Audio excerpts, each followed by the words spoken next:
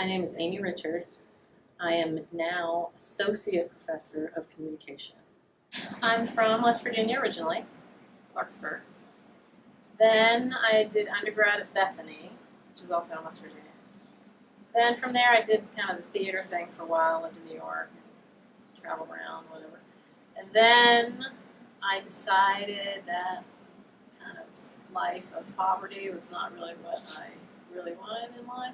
So I decided to go back to grad school, went to WVU, got my master's and my doctorate. Started working here.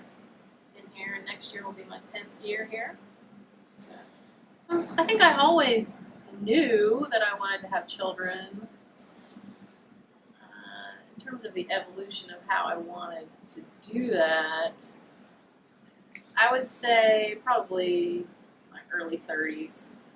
I decided adoption was probably how I wanted to go.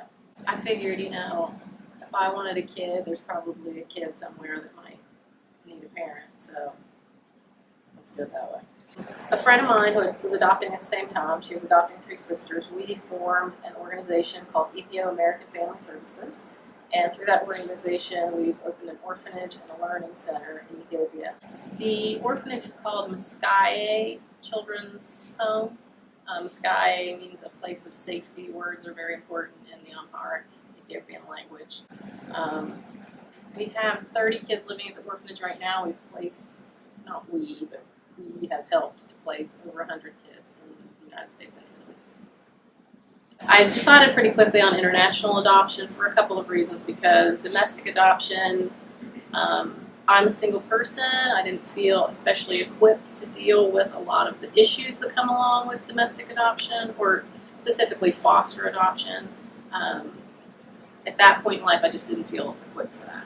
So international adoption at that point was a little bit simpler. So I decided pretty quickly international adoption was the way. So then you have countries to consider. I considered Guatemala, I considered China, I considered Russia along with Ethiopia. But I feel like when you adopt a child, especially internationally, you adopt their culture and their country as well. I just kind of dug Ethiopia. I thought it was the coolest. The kids that come into care in Ethiopia typically, not always, but don't come from a history of abuse. It comes just from a history of need. They really kind of believe in the idea of it takes a village. And so just everything about Ethiopia kind of spoke to me. So I, made the big announcement that this is what I was going to do. Some family members questioned we would face a lifetime of, comments and certain treatments. And the fact that I'm a single parent is difficult. I chose it. I wouldn't really have it any other way, because I don't like involving people in decisions that I make. So, I chose that for a reason.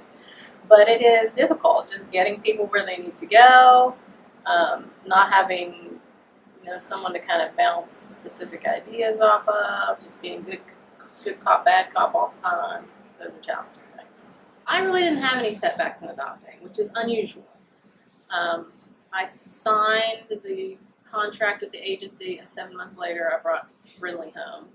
And then when I decided to do it again, I signed a contract, and 7 months later I brought Berkeley home. So I didn't really have a lot of the obstacles that some people have. Brindley came first, even though she was the youngest, because I wanted to have the experience of a baby. So I chose first to adopt a baby. And she was 10 months old, and she came. And when they gave Brindley to me, her Ethiopian name is Burhan, and they said Burhan is silent.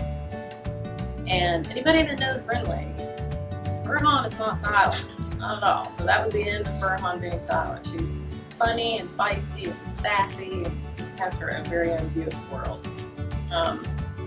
Berkeley was described to me as fragile. She was a little bit older, and probably at that time she was fragile, but now she's the strongest, bravest person I've ever known. Ideally, adoption is finding a family for a child, not necessarily finding a child for a family. I don't know that I fully realized that when I went into it, because I specifically requested the type of child I wanted to have. And that's, typically how it's done. But if I were to define adoption now, knowing what I know now, it's finding a family for a child. I want people to know that families come in lots of different packages and that there's good and bad in every family.